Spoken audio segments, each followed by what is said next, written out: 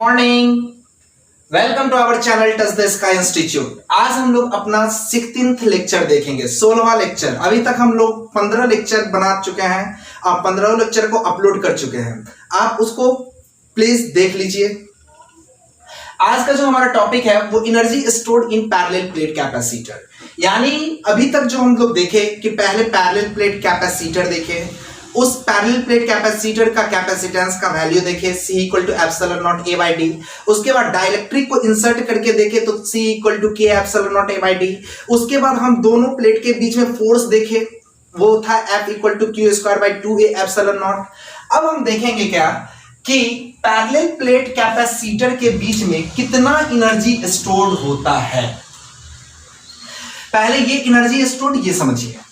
जैसे मान लेते हैं कि मेरे घर के बिल्डिंग के ऊपर एक सिंटेक्स है। ये सिंटेक्स क्या करता है? तो आंसर है पानी को जमा करता है।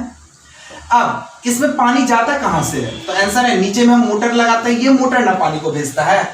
तो ऐसे ही ये क्या है? तो आंसर है पैरेलल प्लेट कैपेसिटर है।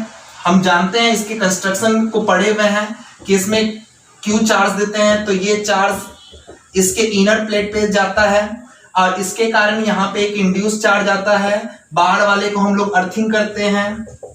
ठीक है, तो अभी तक हम लोग ये पढ़े हैं कि इस दोनों प्लेट के बीच में कितना फोर्स लगता है। तो आंसर है F equal to Q square by 2A epsilon naught. अब हम पढ़ेंगे क्या कि इसमें कितना एनर्जी स्टोर्ड होता है, इसके अंदर में कितना एनर्जी स्टोर्ड है। जैसे इसके अंदर में कितना पानी स्टोर्ड है, तो पानी स्टोर्ड का मतलब क्या? Energy stored. और ये एनर्जी को भेजता कौन है? तो आंसर है मोटर। तो ऐसे ही इस कैपेसिटर प्लेट को एक मोटर से कनेक्ट करेंगे और यहां पे ये मोटर क्या है? तो आंसर है बैटरी। तो इसको हम लोग बोलेंगे एक बैटरी से कनेक्ट करेंगे। किससे कनेक्ट करेंगे? बैटरी से। समझ में आ गया? तो ये बैटरी क्या करेगा? तो आंसर है इस चार्ज को ड्रिफ्ट करेगा, खिसकाएगा। अभी ड्रिफ्ट शायद समझ में ना आए, ये समझिए कि ये बैटरी क्या करेगा? एनर्जी इसमें देगा। जैसे ये मोटर क्या करेगा? पानी इसमें देगा और यही पानी इसमें जमा होते जाएगा तो बोलेंगे एनर्जी स्टोर हो रहा है। तो ऐसे ये बैटरी क्या करेगा? चार्ज प्रोवाइड करेगा और यही चार्ज बढ़ते जाएगा तो क्या बोलेंगे कि इसमें एनर्जी स्टोर हो रहा है। तो इस कैपेसिटर प्लेट में कितना एनर्जी स्टोर होगा?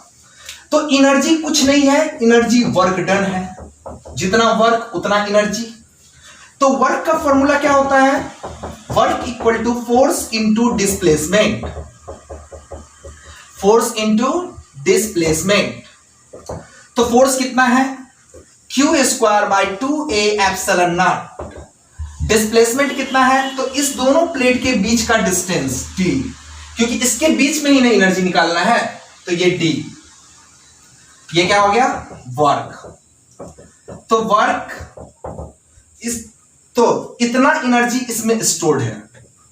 अब इसी फॉर्मूले को अलग अलग फॉर्मेट में देखते हैं। तो Q को हम लोग C भी लिख सकते हैं।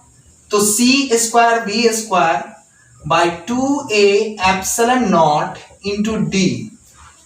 तो work equal to C square B square into D। अच्छा, ये A epsilon naught by D. हम जानते हैं कि C का फॉर्मूला क्या होता है? A epsilon naught by D. तो A epsilon naught by D यानी कि ये C कहां चला जाएगा? नीचे 2 का 2 रहेगा और ये C से ये C कैंसिल हुआ। तो वर्क इक्वल टू क्या होगा?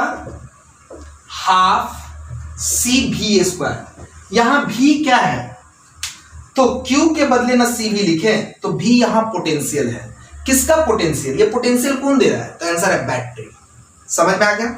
तो हम लोग ऐसे क्वेश्चन इसका अरेंज हो सकता है कि एक आपके पास पैरेलल प्लेट कैपेसिटर है। ठीक है, कोई कैपेसिटर मान लेते हैं पंखा का कैपेसिटर। इस पैरेलल प्लेट कैपेसिटर को आप 100 वोल्ट के बैटरी के साथ कनेक्ट कर दीजिए। तो 100 वोल्ट का बैटरी क्या करेगा? इसमें चार्ज को अरेंज करेगा, चार्ज को अरेंज करके उसके एनर्जी, पोटेंशियल एनर्जी को स्टोर करेगा।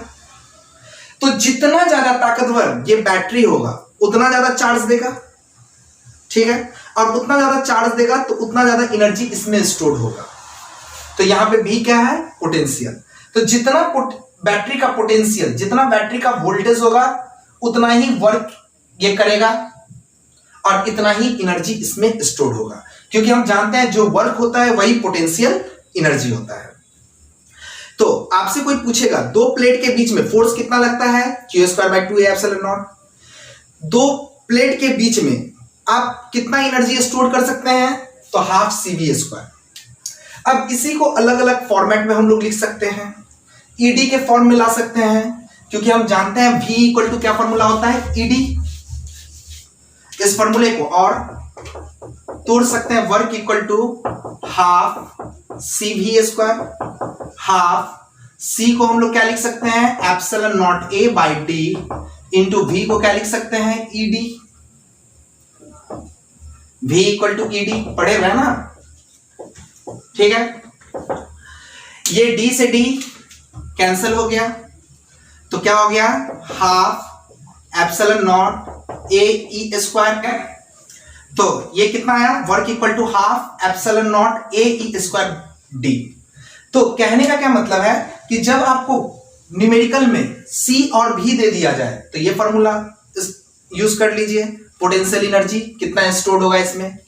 जब आपको फॉर्मूला में AED दे दिया जाए तब आप ये फॉर्मूला यूज कर लीजिए, और इसको तोड़ेंगे अलग अलग फॉर्मेट में आएगा। समझ में आ गया। E के बदले हम क्या लिख सकते हैं वो डाल दीजिए आप, ठीक है। तो समझ में आ गया होगा। तो ये था पोटेंशियल एनर्जी कितना स्टोर होता है इस कैपेसिटर प्लेट के बीच में, उसको देखिए। अब हम लोग अगला टॉपिक जो अपना देखेंगे वो कैपेसिटर, कॉम्बिनेशन ऑफ कैपेसिटर। कि कैपेसिटर को हम लोग किस चीज में कनेक्ट करते हैं, तो कैपेसिटर को दो तरीके से हम कंबाइन कर सकते हैं, एक सीरीज में और दूसरा पैरेलल में।